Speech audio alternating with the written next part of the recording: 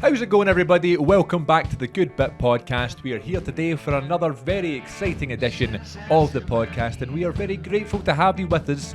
Thanks for tuning in wherever you're listening, whether it's on your phone, if it's on your laptop, if it's on YouTube, if you're watching the video version, if you're in the bath, if you're in the car, if you're in your bed. I do not know, and I do not care, everybody.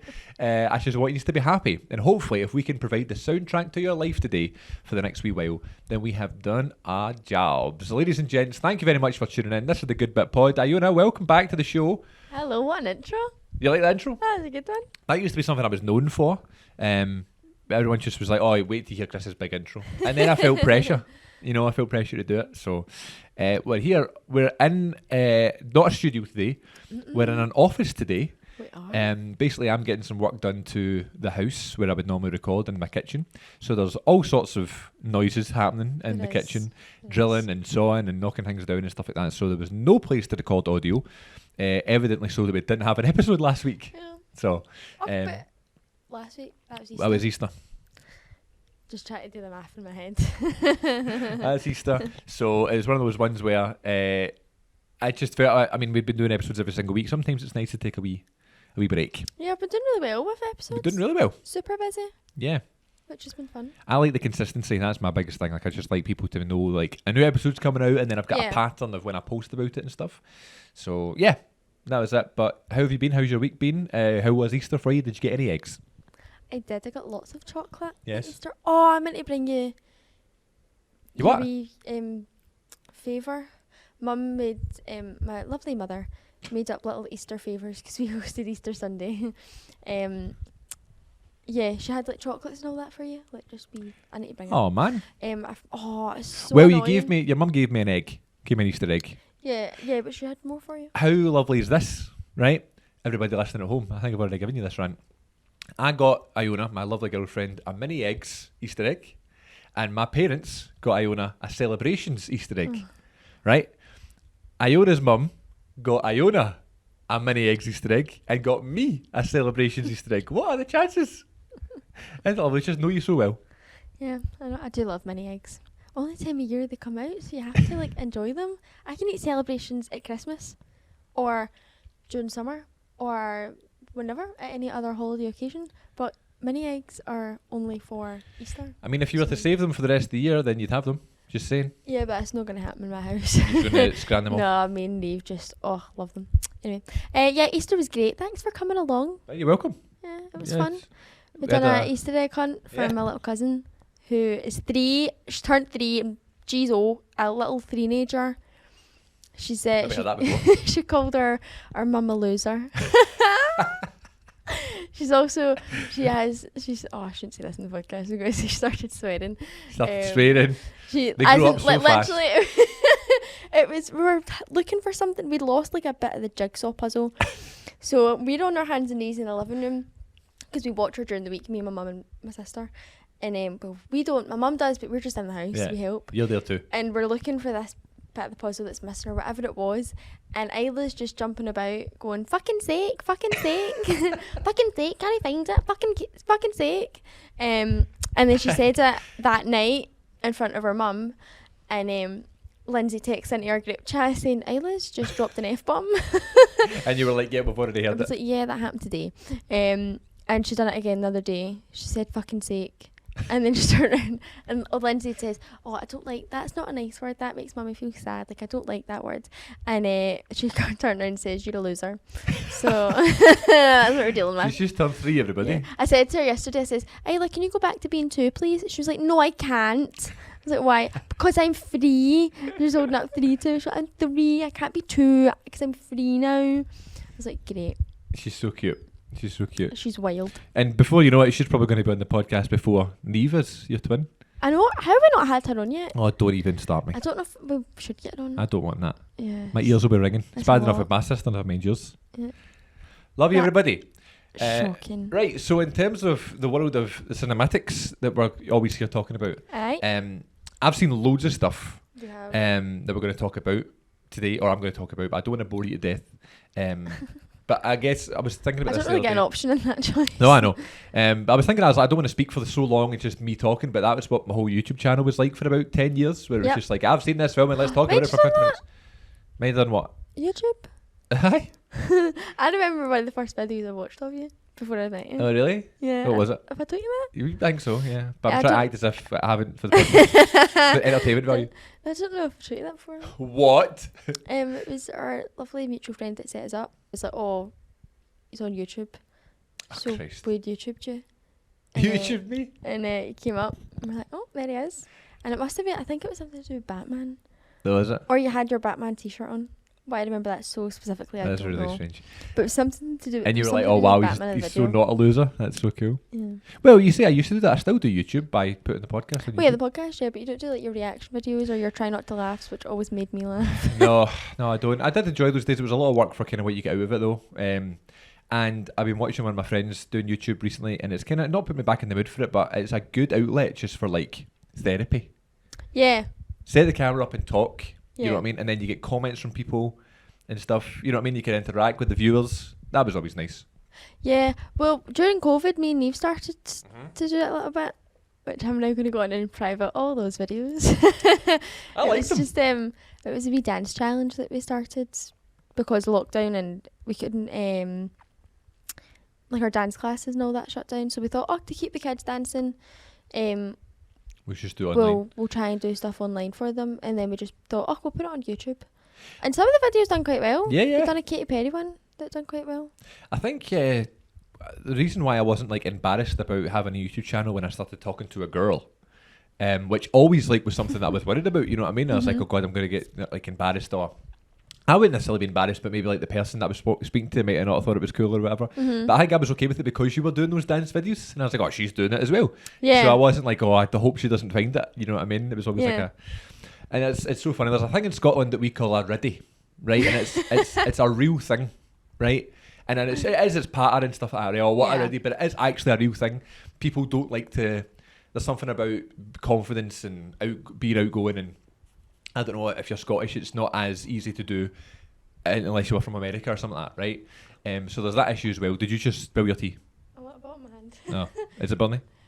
I'm scared to sip it. You need I'm to not- talk I into know. I'm trying to like. I'm going to take a sip, but I don't want to. I don't want this to be ASMR because that freaks me out. That's it. No, this is leaking or something. ASMR. That was my Actually, ASMR. behave. into No, the I really microphone. don't like it. You want to pause? You want to fix it? See on when I'm on TikTok Yeah. and it comes up and it's like somebody eating or like tapping. I mean, I know when I have my nails done, I sit and tap, Yeah. but like they tap the microphone and they talk like this, That's and they very can nice. hear their saliva. Okay. Don't. Right, I want to drink my tea. You want to pause and fix the tea? No, you're good. I just want to drink it. Okay, that's fine. But I just don't want you spilling it all over I know, yourself. but just don't show me. Try to sip it and then burn it in my mouth. And cut to Iona. Three there. All right, so I've seen loads of stuff. I've obviously been chatting about it the past few weeks about returning to Cineworld with our unlimited card. Had a wee interaction with Cineworld the other day, actually, which I'm going to read to you right now. Oh yeah. Well, first of all, I messaged them asking them about like the unlimited membership and stuff, and like the rule was always like, oh, if you've got the unlimited card, you're the one that needs to come in and see the film. You can't like book your ticket for someone else, then they use it, which I never understood. I get it. You need to have the card to get the unlimited cinema. I get it. Yep. However, you're still paying for the card, right? You're still. I don't know how it works. I'm assuming with the fact that you've paid for it and then you book a film, that counts as one sale for the film as well, because you're booking the film, you're going to see it. It must be. Because I mean, then if that wasn't the case, then the films wouldn't want to sell their film to Cineworld, because then all of their members would be going to see it and then not give Yeah. money to the film. I don't know. So the film is still being paid for, Yeah. right? So I didn't understand why it had to be, as long as the person paying for the limited card still makes their payment that month.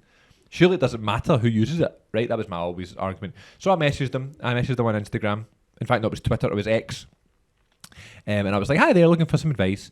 And I was just wondering about the trailers and stuff like that, because Ian on the podcast told me that there's no trailers. What a liar. There's loads of trailers, right? I emailed Cineworld and I was like, right, okay, you know, is there trailers? You know, it's 25 minutes usually. Yeah. Have I be there for 7:30? or can I be there near 8? And they replied to me saying, we can confirm that adverts will begin at 7:30. With unlimited screenings, there may be slightly less adverts and trailers that would usually be expected. So they should probably take about 17 minutes. I was like, that's great. Thanks for telling me that. Quite handy. And I said, by the way, whilst I've got you here, customer support, I said, oh, my partner can't make it tonight. can my sister use her card, although she's not the one with the thing? And they replied saying, we have to confirm that you definitely have to be the card holder that uses the ticket. That's why in the terms of use in the membership that the physical card must be presented when entering the screen. So a cinema team can make sure that the owner of the card is the one attending the performance. So I was like, right, okay, I went that night with no one else, just myself, because you couldn't make it. They didn't check my card, and the adverts were about 28 minutes. So customer support didn't tell us anything true. I was actually going to say, because obviously now I have my card, like the physical card, which is rather exciting. But I've not been able to actually use it. I want them to like check me. Aye. Well, if you get ID on you, but if you get your card, Your here card. you go. Well, mind you can use that obviously for your discounts and stuff, you know. So they'll check it then, they'll scan it. Well, yeah, but that's not exciting. But I'm just like, you're telling us two different things. I want you to know be what walking into the cinema and like everybody else that's paying regular money for their regular seat and paying all the money for their snacks that they're getting. I want to be like, look at me, I've got Flash my the card. cards, I'm getting discount. Just like a power trip. No, no. No, I'm not encouraging anybody to use someone else's card and stuff, because God forbid. I mean, I'm saying this now, and then I bet someone, in like one of the English Cineworlds or something might go, and it might be more strict there, you know what I mean? But the past few times I've been, they've not checked my card, even though I specifically asked. So it's just, I guess it's a who's on the door situation, you know what I mean? I just know though, next time you can't make it and I take Rachel or Ian or something like that, then they're going to ask for the card. You know what I mean? I'll need to take your twin sister, because she'd get away with it. But no, so... Yeah, but do you want to go to the cinema with Neve? Yeah, fine. Why not? We could talk about the film before it happens and during it. Yeah, exactly.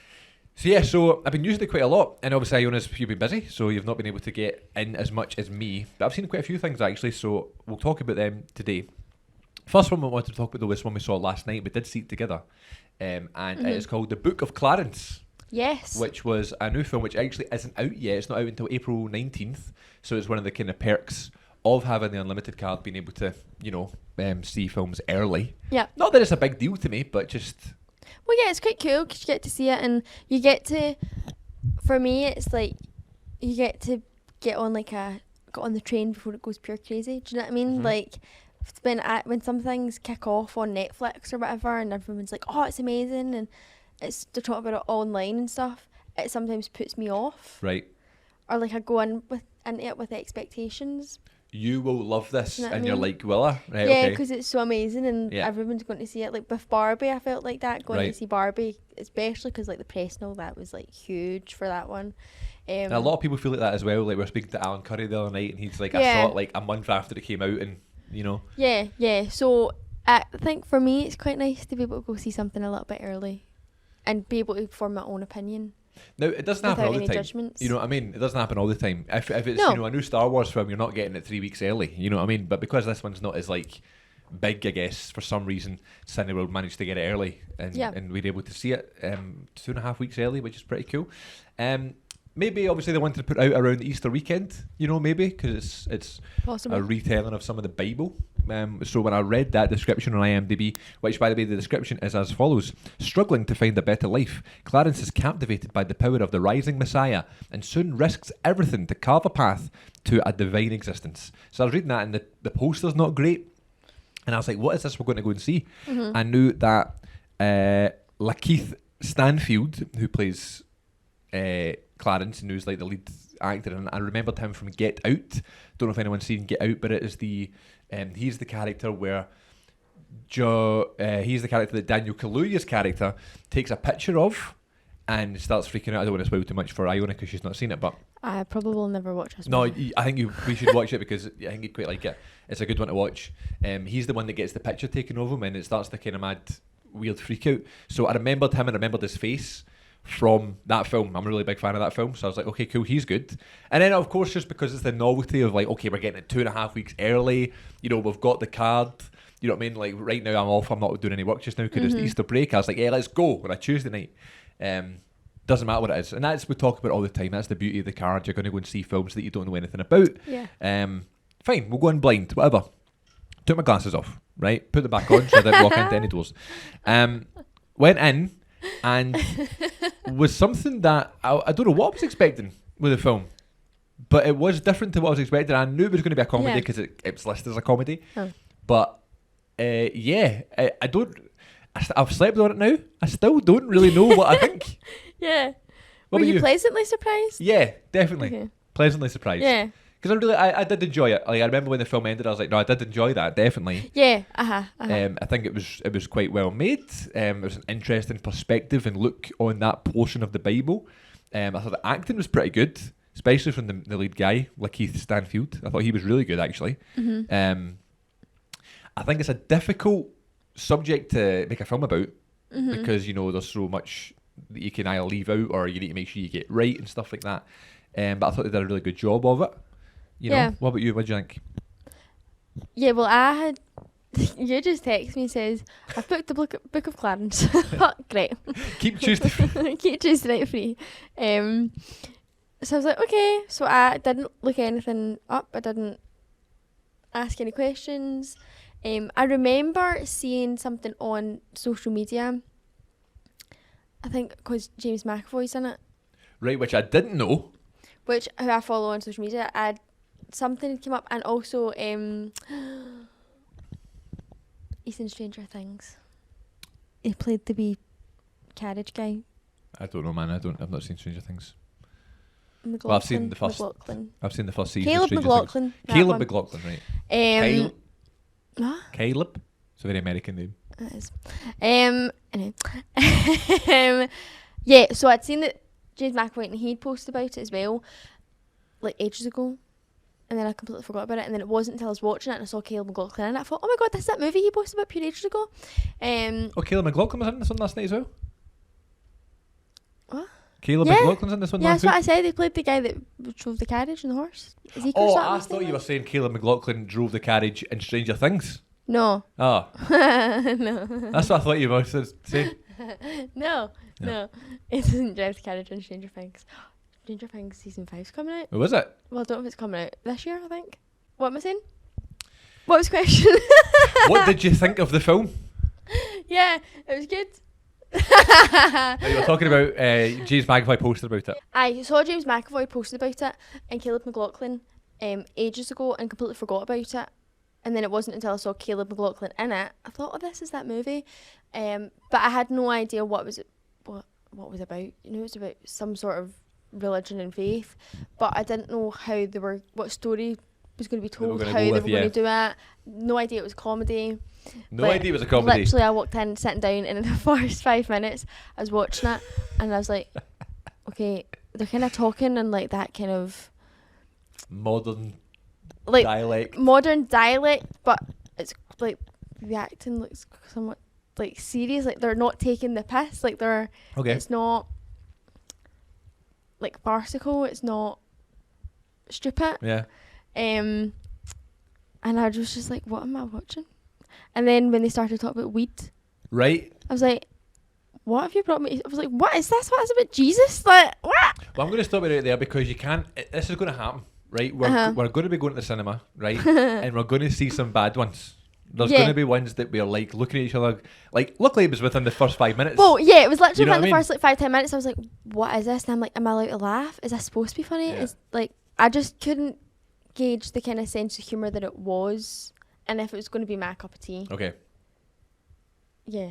Because I'm sure you enjoy funny films, but you're not someone that I don't think. Okay, that's your type of comedy. That's your type of comedy film. I can't think of something that you would go, that's an Iona film. You know what I mean? Because you're into like Criminal Minds and stuff like that. Like, you know what I mean? Like I watched Serial Killers. I watched Mother's Instinct, which we'll get into later in the episode, and I was thinking, Iona will like this. But with comedies, I don't know where you stand with that. You know what I mean? Because a lot of times, a lot of my humour, you know what I mean? I'm laughing away, and you're like either don't get it, or you don't find it funny, or you don't know the reference, or it's just not your cup of tea, and that's fine. But I just don't know that yet. Yeah, like the slapstick kind of stuff. I don't. Like, I can enjoy it, watching it. Mm-hmm. And to be honest, I enjoy most things when I watch them. And I think I get more enjoyment out of knowing that the people doing it are enjoying it. Okay. And it looks like fun. Oh, that would be fun to do on a set. Yeah. Oh, that would have been fun to shoot. But, like, am I laughing pure belly ache and giggling away at it? No. Well, that's another thing as well. That's a whole other conversation. Like, I think I'm quite... Sorry, continue. I'm just saying, like, in terms of a comedy, right? A comedy can be hilarious, right? But I don't think I'm the type of person that is, like, going to belly laugh at everything. to find it funny. You know what I mean? Like, I'll watch a comedy with someone and they're howling next to me, and I'll not be laughing, and I'll go, oh, Chris is not laughing, but I'll still find it funny. I just never barely laughed. Went to see a play the other day, right? It was at the Oranmore in Glasgow. I had my friend Craig McLean in it. Bailey Newsom was in it as well. I'm sorry, I don't know the other two actors' names. It was called The Scaff. It was a play Pie and a Pint the other day, which is a thing we have in Glasgow. We talked about it before. And I was laughing. Yeah. You know what I mean? Because it was my type of humour. It was Glaswegian. It was relatable. It was about people my age. It was, you know what I mean? So that was my type of show. It was about football. It was like, you know what I mean? And I remember I was laughing, and I do this thing when I really laugh, my face gets all screwed up, and I feel the tears coming. Like it's weird. Like, I feel like I know when I found something particularly funny. That happens. My face goes a certain way, right? I just can feel it, and it's one of those laughs. And I was doing that watching that play, right? But that doesn't happen all the time. It doesn't happen often at all. Yeah. When I'm watching a film, but I still found it funny. You know what I mean? I laughed a couple of times at the Book of Clarence, and I was coming out going, that was really funny. Yeah. But it's not a pure, you know, I was howling laughing. Yeah. You know, Amanda said that about Poor Things. There's funny bits in Poor Things. Yeah. But Amanda's like, people were around me howling laughing. And Amanda was like, what are you laughing at? Yeah. You can imagine her being like, stop laughing. I know. For Poor Things, I found it, well, I mean, when I went to see it, it was a bit later on. It was just before the Oscars, and it wasn't that busy. Thank God you saw it. But I was, like, around me, it was like a couple of guys. So there's one guy in front of me, somebody in the same row at the other end, and I found myself laughing at things, but they were like just sitting eating or whatever they were, popcorn or whatever. And I was like, oh, I'm laughing at that because they don't find that funny because it's a joke against a man. Like, haha. And that made me laugh more, knowing, haha, you didn't like that, or that made you uncomfortable, or because you can sense that. But yeah, Poor Things was funny. It's all about your sense of humour. Like, I mean, I was laughing. We talked about Barbie. Yeah. There was bits that was like demeaning to men that I was laughing about because I got the joke. I was like, I know what they're doing here. The joke. Whereas people were genuinely offended by it. And I was like, but that's the joke though. You know what I mean? That you're easily offended. Well, that's the thing with comedy, and I think talking about comedians, that it's hard for them now to make a joke about anything. I'd hate to be a comedian trying to write new material. Absolutely. And make fun of the world. Like, that's why a lot of people do crowd work into it, because it's the easiest thing. It's just like, you know, but even that you need to be careful about. There's a comedian that we are both going to go see called Paul Smith, who recently came out and said a thing on a podcast. He made the joke like he was in crowd work, and he does a lot of like improv, and like he reacts to what the people in the front row tells him. And one of them just said, he's like, oh yeah, I'm not doing too good today, like I've just recently been diagnosed with cancer. And Paul Smith, oh, thanks for bringing down the mood of the show. That was his joke, right? Yeah. And everybody was howling, and the family were laughing. They were like, thank you so much for making us laugh about the whole situation. Like, apparently they DM'd him before. But he got so much hate. He's like making a joke about cancer. And he then came out on a podcast and had to explain himself. Absolutely not. And he was like, it was just, you know, it's in the moment. I didn't think, you know, but it got a laugh, and the family really liked it. It would be a totally different story if the family were annoyed. Yeah, exactly. You know, but you just don't know. It's really hard. It's like what you say. You make jokes all the time, right? You're a terrible pattern, right? And it makes me sometimes question things. I'm like, what? Really? Is that needed? It's like a not a tick. It's a compulsive thing. It comes out your head, you just say it. You can't not let it go, otherwise you'll like pass it or something. The only thing I can compare myself to is Chandler in Friends. I'm nowhere near as funny as Chandler, but absolutely not. He had this thing where he's like, funny's all he's got, he needs to make the joke. So like, you need to make the joke, and you do it all the time, but you say to me as well, like, the joke's ruined when you then explain it to me. Because sometimes I'm like, what? But I want the credit though. Or like, you look at me waiting for me to laugh or realise you made a joke, and then I'm like, nah, I didn't get it. I want the credit. I want you to go, so that was a joke there, and here's how I thought of it. I'm actually pure clever and thought of that joke. I want that as well.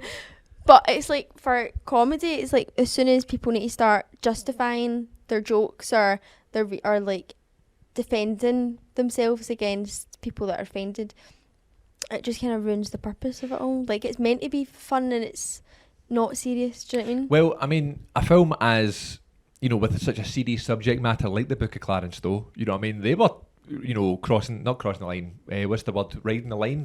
You know what I mean? What's the word? Towing the line? Does that make sense? You know what I mean? Like, because they're doing a really serious topic that is probably going to offend a lot of people. Yeah. You know what I mean? Like, I wrote that on my wee letterbox review. I forgot I've got letterbox. I checked your page the other day, and you've not logged one film. You need to find a way to do it. There's a reason I never kept a diary when I was younger, or like a journal or anything, right? This is my letterbox review for the Book of Clarence. Really enjoyed this. Getting quite so-so reviews by the critics. Very interesting perspective, this one. Some funny bits to bring you back to modern day cinema. Worth the watch. You know, you're doing a film about religion, you're doing a film about the Bible, about Christianity. Yeah. You know, it's going to be difficult to remain modern and have references and things like that. So that's why I enjoyed the stuff about the weed, right? Because it reminded me that this film was made in 2023, 2024. You know what I mean? Like sometimes, you know, the people are scared to kind of go that far with it because it's not how it was. I don't know when weed was created. I don't know if Jesus had it. But what I'm saying is that's a thing that's, you know, we understand because it's in society now. You know, something as simple as smoking, or you know what I mean, some of the language they used and some of the terms they used and stuff. Yeah. They did have some form of like old school kind of dialect and stuff because they had to do that time period, but they weren't shy to have like modern phrases and modern acting and modern writing. I think that's what confused me a bit, was like the kind of time period of like it was so mixed with everything. I was like, I just couldn't place it. I think that was not, it didn't put me off, but I couldn't settle into the movie because I had no idea what I was watching as well. So I took a couple of notes then for the Book of Clarence. I'll give you my notes and then you can comment on my notes, right? So first thing I wrote about is I really liked the music. I thought it was a really like it felt very carefully thought out soundtrack. Yes. Now there's no recognisable songs. Now that could be because I'm ignorant towards modern music or whatever, or soul music or that genre of music. I don't know, right? As someone that is very kind of neutral with music, likes a bit of everything, you know, knows a little bit about all the different genres and stuff, but not too much, I would never consider myself an expert on music. If Ian was here, he might have something a bit more. He knows everything about music, right? From my point of view, I didn't recognise any song, I didn't recognise any artist, right?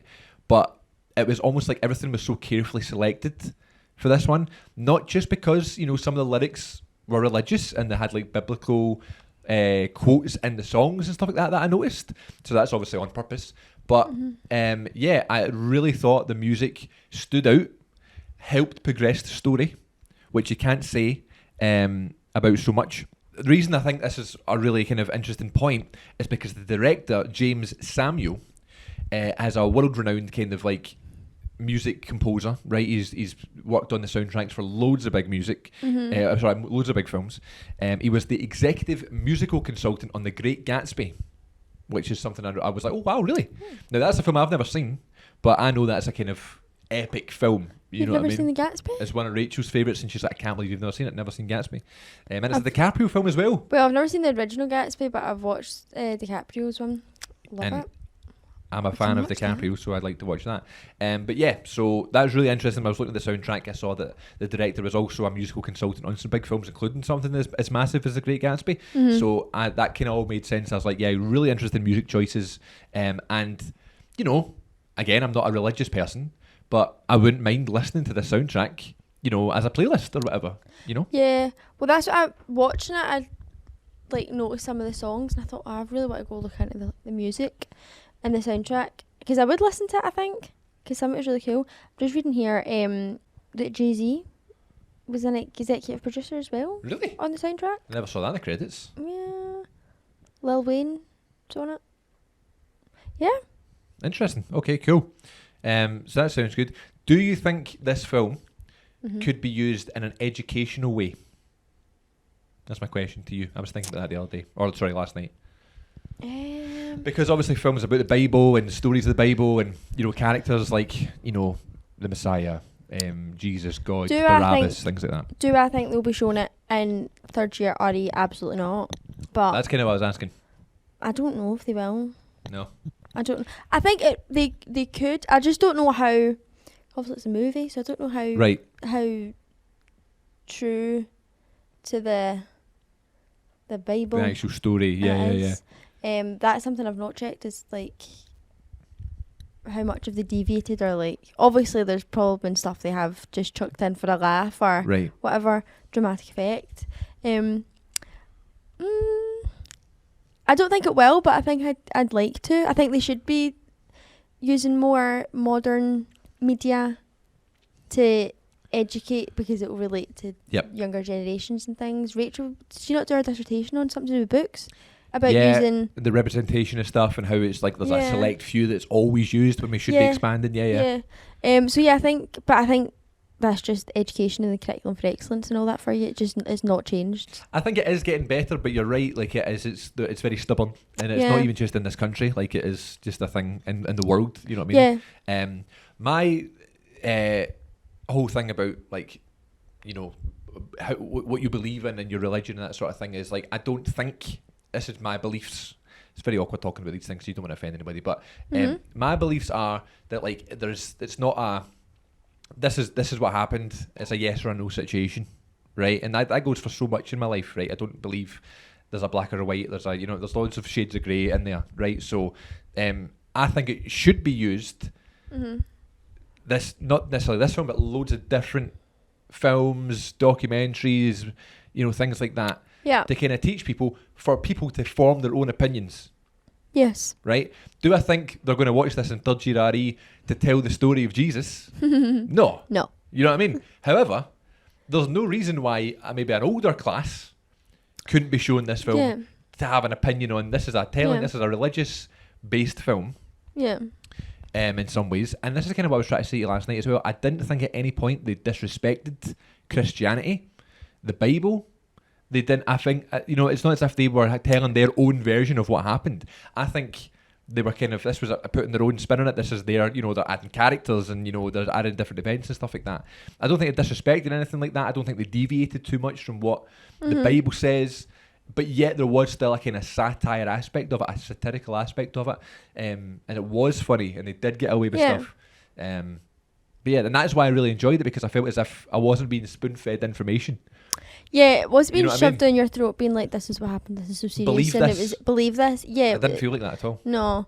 And I think that's where people go wrong when it comes to religion. You think, I need to believe everything that's said. It's No, said you to me. can call into question some things and make your own opinions. And like what you were saying, it's important to give people all the information and then for them to be able to decide themselves on what they want to believe or what they want to do, whatever, in regards to anything. I think that's important. And it's important to be able to choose and then be wrong and be able to change your decision as well. And That's develop important. opinions and stuff. Yeah. That's absolutely a thing. Yeah, that's why I found it very interesting. And Yeah. another thing is, because of those reasons, I would probably watch this film again. You know what I mean? Yeah, I think I would You know watch what I this film again. I think for me, I don't know what am I going to say here? Because you've just went a big rant about religion. I know, I'm going to cut that. No, I don't. That was really interesting, I think. Okay. Because do you want me to talk about not my beliefs, No, we're but supposed to talk about the film. but it's the whole part of the conversation. Okay, yeah. That's the whole point, is that it's starting a conversation, a movie about the Book of Clarence and religion. But then we're sitting watching the opening of this film, and again, we know nothing. The only thing I knew about this film was that this guy from Get Out was in it, right? And then James McAvoy's name pops up in the opening credits, and Benedict Cumberbatch's name. Yeah. I was like, what? I was like, what are these two guys doing in this film? I had no clue. And, as obviously fellow Scottish actors and stuff, we always sit up when you see McAvoy's name, and it's just he was playing a really kind of evil character. Benedict Cumberbatch plays Jesus. What a hilarious kind of performance. Yeah. It was so... because... Which I quite enjoy, actually. See, when credits are at the beginning of, like, a movie, like, how they do in James Bond, and it's like... I love all that, because it makes you actually sit and watch and see every name and give credit to every single person that was a part of the whole process. Yeah. Whereas, for example, as soon as the movie finished, as soon as it went to black and the credits started rolling, there's people that had their torches on up and out. Right. And in my head, I think it's also because we're also part of the industry, so that you kind of want to sit and give some sort of respect to everybody that was part of it. My thing is, someone sat there and typed all that. Well, yeah. You know what I mean? It's taking them hours. But because we'd seen their names near the start, I felt like I was just waiting for it. I was like, when did they come in? Yeah. And then as I realised, I have seen kind of a bit of promo for this, I thought, right, I think I know who James McAvoy is. But I was like, Benedict Cumberbatch? Yeah. Who the fuck's he in this? Like, I had no idea he was in it. Obviously, I didn't know much about film, but I just felt like I was waiting for him, and then they just like, I was like, oh my god, that's him. Yeah. Yeah, it's quite funny. I mean, the opening shot is them all on the crosses and stuff, and I never noticed Cumberbatch there. Mm-hmm. You know, and it's like foreshadowing what you're going to see at the end of Yeah, the film and stuff like yeah. that. But yeah, no, I feel like I learned stuff about the Bible. I felt I really enjoyed the story that's told in this version of the story, this version of the film. I would watch again. Really liked the music. Thought the acting was good. All in all, yeah, enjoyed it. The whole film was about Clarence questioning faith and, well, belief and knowledge and God and Jesus, and it was just, I think it's a really important story actually. Now that we've had this conversation and we're talking about question stuff and what do we believe, what do we not, I think actually now, yeah, they probably will hopefully somewhat use it when it comes to teaching others, because it is teaching that you are allowed, like, even though everybody believes this one thing, you're allowed to still kind of be like, actually, can I look into this for myself, and then I'll come to you and be like, okay, I believe in it now. When I say educational, I don't necessarily mean showing young kids at school. No, I don't mean it like that, but I'm just saying, like, I mean, it could be used. I'm out of school and I'll learn something from it. You know what I mean? Yeah, but no, just now that we're like talking, I'm just like, oh yeah, the whole movie was about him questioning stuff and like building up his resilience. I hate that word. Building up his resilience and what's the other word? And he kind of goes around and he's like trying to use his beliefs and stuff like that to try and like get one over on people and make a bit of money. But then he's doing it as a kind of like going behind their back and trying to like deceive them and stuff. But he's using the money that he makes from it to free people, free slaves, to do good. You know? Well, I think he was so determined to kind of prove them everybody wrong, like, and prove that what I think's actually true. It is all BS. Like, that he then was so passionate about it that he then actually learned, oh, actually, maybe there is something in this. Yeah. Which was quite powerful, I guess. It's powerful, yeah. Having that confidence or that assurance of like, no, I'm going to go against the grain.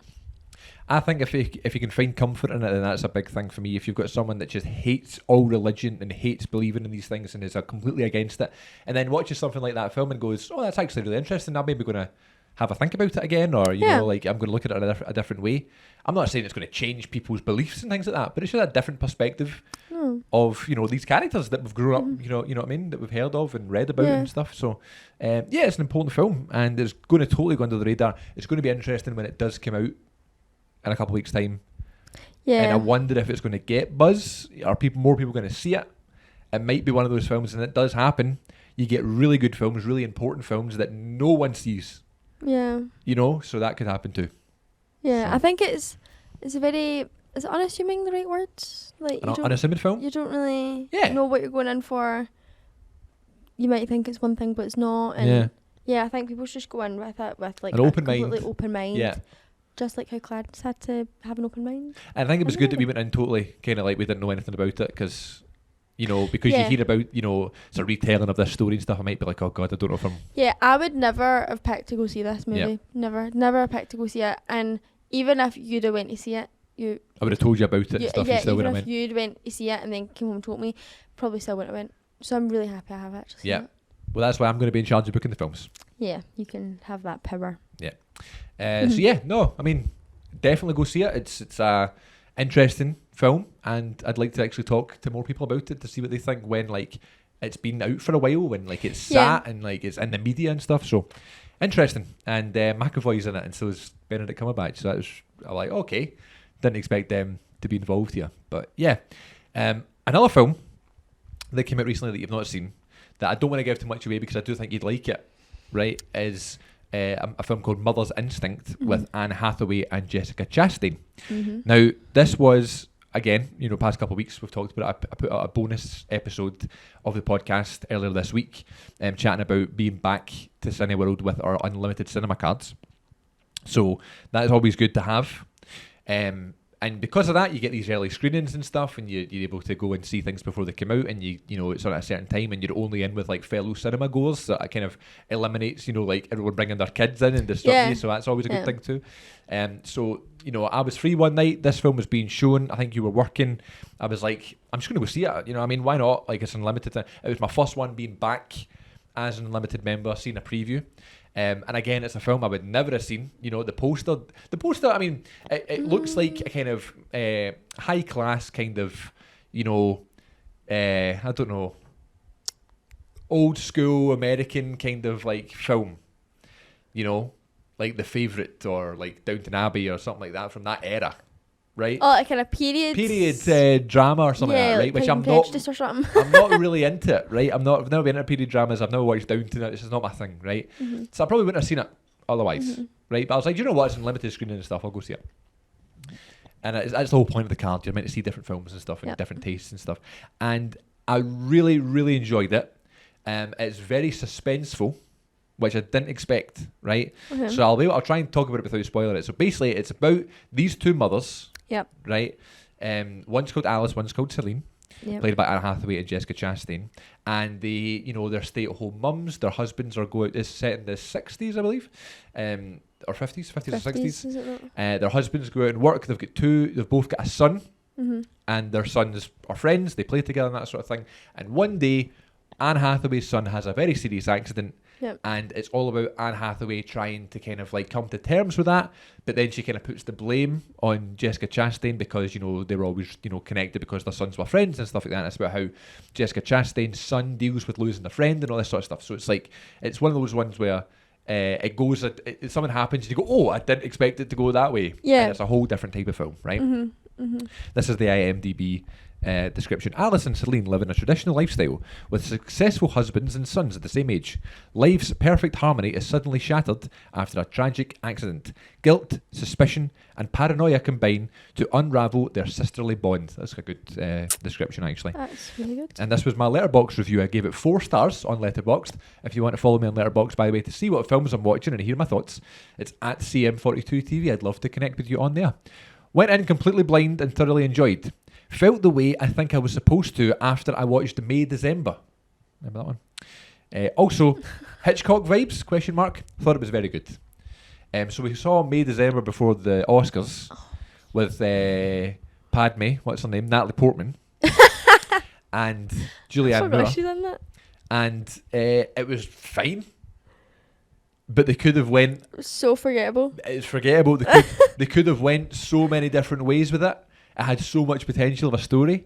Yeah. And I felt as if it didn't deliver the full potential that it was. Yeah, it sounded like it was going to be a lot better or a lot more exciting, I don't know if that's the right word, than what it was. Do you ever watch a film and you come out of it and you're like, oh God, like that was a pure ride I went on there, like that was a journey. Yeah. Oh man, that was I wanted that to be the case with May December and it just wasn't. It wasn't. Whereas, I'm not saying this is like a pure, like, whoa, like changed my life or anything, but it was a bit more of a kind of dramatic, you know, journey. Well, that's quite exciting. Definite slow start. I'm thinking, this is not what I'm going to enjoy. And then when the accident happens to Anne Hathaway's character's son, then that does change the film. I like moments in films that totally change it. We watched Saltburn recently, and it's a longer burn, no pun intended. It goes on for ages. You think it's one way, and then about an hour in, it changes, man. Like, you go, oh my God, this is not what I was expecting. That Barry Keoghan's character is crazy. You know what I mean? Like, it changed. So I love films. It really sits with me. Better with the dance floor. Exactly, and that's what a song. There's a moment in this. I don't want to tell you about it. There's a moment in the film where Jessica Chastain's character's son Don't ruin it. is in a similar situation to what caused the other son's accident, and it's so tense. And I felt as if I'm maybe watching, you know, something happen in my real life, and you're sitting there and you can't take your eyes off it, and you're like, oh my God, something's going to happen. Like maybe if if a car's going really fast, or you know something, it looks like a disaster's going to happen. You know, so that's totally worth it. This is Benoit Delhome's directorial debut. Try to say that 5 times fast, Jesus. Clarence, and this is his debut. I said Jesus. This is his directorial debut, right? And I was like, I feel like I know the name. He's a world-renowned cinematographer. He's worked on so many things. He's been working since 1984. And he was the director of photography on The Boy in the Striped Pyjamas, The Theory of Everything, and Free State of Jones. And he's always worked as a cinematographer, but this was his first as a director. Oh, wow. So Amazing. there was a lot of kind of aspects of the cinematography, like from Boy in the Striped Pyjamas and Theory of Everything. They kind of had similar vibes to this in terms of the way it was shot and stuff like that I really noticed.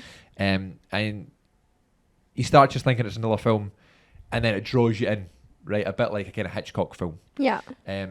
So like it's like that master of suspense that just keeps you wanting more, keeps you guessing, you're not entirely sure. Psycho's a good example of that, right? You just think it's another horror film, it's another film, and it's a woman on the run. She rents a car, she gets to a motel, she's in the motel, everything seems normal, and then immediately the hotel or the motel landlord? Clerk? What do you call the person that runs a motel? Landlord? The person that is in charge of the motel? Not a landlord. I don't know. The person that rents it out? A motel owner? I don't Motel know. owner? Landlord, yeah, you use landlord. Landlord, I suppose, yeah. Norman Bates, and he's crazy, so it like totally changed it. You go, oh God, what's that? So, yeah, definitely worth the watch. Probably will be a hidden gem, and I thought no one would hear of it, and then every time I've mentioned it, people have gone, oh, it's that one with Jessica Chastain, so maybe it is. Yeah, well, I saw a trailer for it on TikTok when the trailer like first dropped. This is the I need to like take notes. I need to use Letterboxd. Yeah. Because I'm now like, oh yeah, I've seen that, and I saw that they two were in it, and the trailer was quite suspenseful, and it didn't give much away, which I really like, because sometimes trailers give it all away. So much away, man. And I'm like, I'm not going to see it because I've just watched the full movie. So yeah, so that's one that I do want to go see. Because Mother's Instinct, it's definitely a thing. Yeah. I ain't a mother, but I don't know, it's just quite It's a interesting, real isn't it? thing. And I found it probably more suspenseful because I saw it in the cinema as well. I don't know if I would have been as hooked if I watched it in the house. So maybe if you can try catch it in the cinema. Probably similar to the kind of Poor Things thing. You know what I mean? Like, would you have been as invested? I don't know. But yeah. So totally worth the watch, everybody at home as well. Mother's Instinct. I don't know. And speaking of that song, oh wow. Another film that I just want to quickly mention, I won't go on another rant about it, but I saw the new Ghostbusters film. Yep. Ghostbusters Frozen Empire. And this Finn Wolfhard's in that. He's in Stranger Finn Things. Wolfhard, that's what I thought you meant before. And so is Paul Rudd. So yeah, Ghostbusters is not a franchise I grew up with. No. I didn't watch the films growing up. Oh, did you not? No. I've never really been that into them. Never really seen the, I don't know, just never have been. They came out with a 2016 remake, I think, of Ghostbusters. It was an all-female cast, and it bombed so hard. And I didn't see it, so I don't have an opinion on it. Oh, I saw it. Did you see it? What did you think? I did. From what I can remember, I did quite enjoy it. It was rather funny. It was funny, okay. Yeah, I didn't grow up with Ghostbusters. Like, it wasn't, like, on all the time in the house. But I did watch it when I was, like, younger. And I remember it. It's like one of those movies you just remember watching, like if it's like whether it's a Disney movie or whatever. Well, Ghostbusters are the new one. Or Ghostbusters, like the original ones. So I always remember having watched it, and then when they came out with the all-female one, I quite like Melissa McCarthy. Okay. So I thought, oh yeah, I'm watching that. And then the press that they done for that, like the press tour stuff, I've just found like all their interviews really like comical, and that like the energy that they had was really good. And I thought, all right, I'm gonna go watch it. And it was like amusing. Chris Hemsworth in that one. Is he really? He is. Yeah. Oh yeah, he is. Oh yeah. Oh, beautiful. I don't remember like the whole thing, but it was good. You should watch it. I think you should watch it. I think you'd find that really funny. That's interesting. I'm not a fan of Melissa McCarthy, but I will check it out, because they didn't do so well, so they didn't make a second one. They just rebranded it and made like a continuation of the originals. Yeah.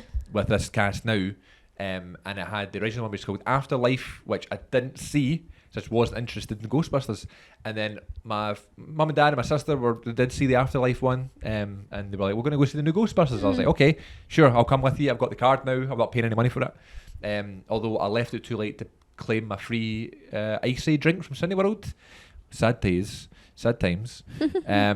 But yeah, this new one, when the discovery of an ancient artifact unleashes an evil force, Ghostbusters, new and old, must join forces to protect their home and save the world from a second ice age.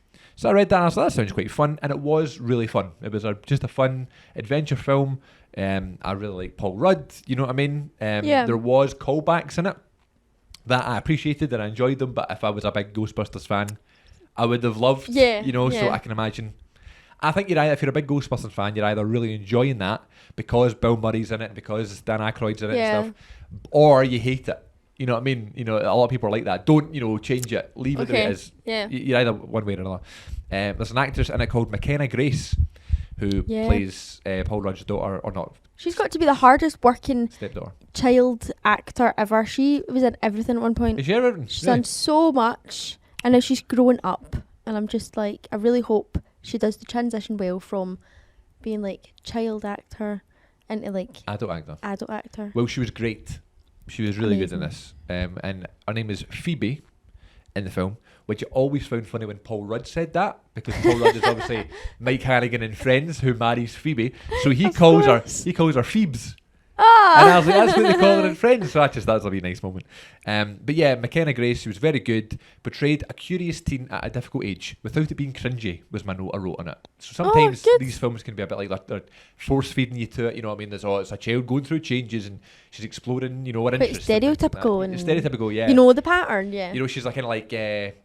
she's not the goody two-shoes kind of daughter or whatever. She's kind of going against the grain. She's disobeying her parents' orders, things like that. And that happens all the time, but she done it in a really kind of good way that wasn't cringy. There's a moment in it where she's kind of like, she's talking to one of the ghosts that they're supposed to be hunting, but they really connect, and it's either like, I'm not sure if they were going for a romantic thing or if it was just supposed to be a friendship. Okay. It was hinted that McKenna Grace's character was kind of falling for her, and I was like, did she just fall in love with a ghost? Like, I don't know. But then, what would happen if they stopped messaging? Oh, stop. They'd be ghosted. See, this is what I'm talking about. This is why I question things. But that was quite a good one. I'm terrible. Okay. And Kamal Nanjiani's in this film as well, who is in loads of comedy films now, right? And I find them funny. He's in Eternals. He's in Stuber. He plays the Uber driver. You'd know him if you saw him. If you search him, you'd know him. He's in loads of things now, right? I think and I know you're talking he's very funny, right? And, I've heard, I know I'm obviously a big fan of Dave Bautista because of the wrestling and stuff. He said that, the guy's really funny. But he literally is playing the same character in all these films. He's like this cool guy that's trying to get one over on you and has that kind of dry humour. Like, no big deal, but like this sort of thing. And in this film, in Ghostbusters Frozen Empire, he's literally playing the exact same character as he did in Eternals. Like this guy that's kind of like doesn't understand how he's got powers, but he's learning how to use them. Yeah. That literally is Eternals, character in Eternals. Well put, yeah. And in this too, But anyway, he's funny as always, but he literally just plays the same thing and everything. But I don't like to say that as a negative thing. It's not a bad thing. If you've got something that works for you, you know what I mean, do it. You know what I mean? Well, do it, but don't become like Tom Cruise. Well, I think that's a harsh assessment of Tom Cruise, because I think he does. Yeah, that's better. But Tom Cruise suffers from it because he's so famous. But you know what I mean? Like, there's actors that it's like when they're in stuff, it's like you're just.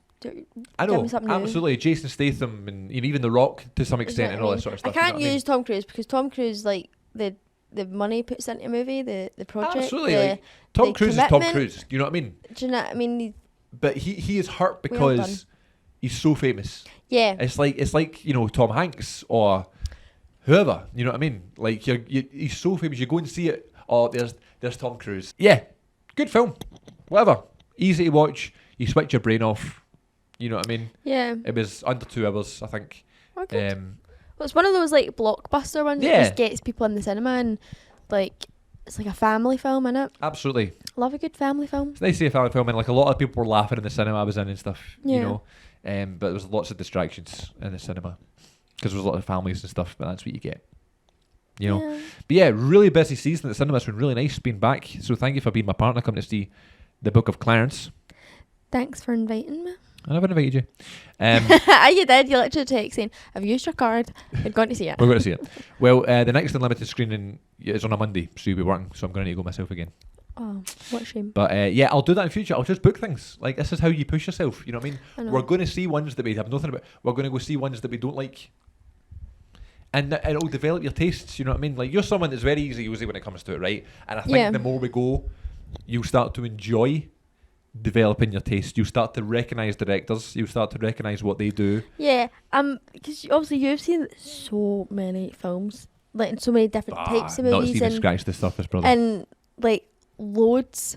So when you talk about stuff, you can talk about the director and his style, or you've noticed this or that about whatever. Do you know what I mean about the movie? Whereas I'm like not really there yet. Yeah. But I'm looking forward to being able to like join in that conversation and It does take a while.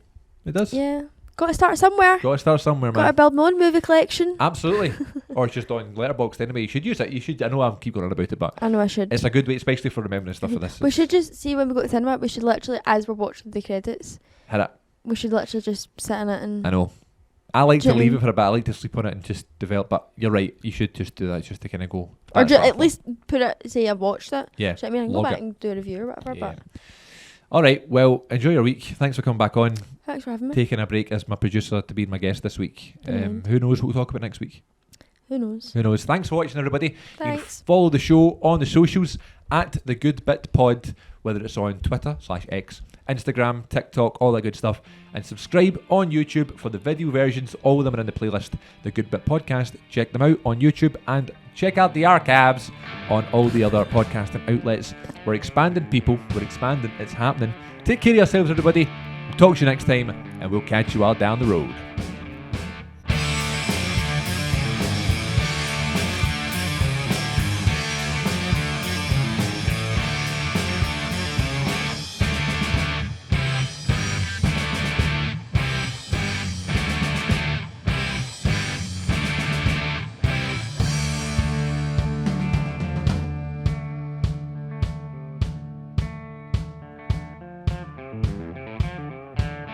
Citizens